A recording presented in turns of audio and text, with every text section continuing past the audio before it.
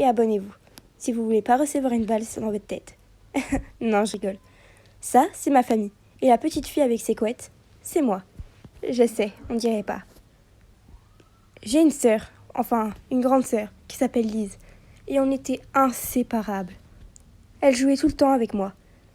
Et puisque nos parents étaient beaucoup trop occupés, malheureusement à cause de leur travail, elle s'occupait de moi, enfin... C'était comme une deuxième maman pour moi. On s'aimait tellement. Mais un jour, il s'est passé quelque chose de bizarre. Moi et Lise, on était en train de se balader dans un parc. Et au bout du parc, il y avait une jeune fille et un garçon. Mais dès que Lise les a vus, elle a commencé à faire une drôle de tête. Je lui ai donc demandé ce qu'il n'allait pas. Et elle m'a dit de laisser tomber et qu'elle m'expliquera ça plus tard. Puis elle m'a dit qu'on devait rentrer. Mais la fille nous a vus et elle a commencé à rabaisser ma sœur en disant qu'elle était moche, qu'on aurait dit une chienne. Puis elle disait à ma sœur que elle allait bientôt la frapper. J'ai donc compris que cette fille harcelait ma sœur. Puis elle a commencé à se moquer de son style et de ses cheveux.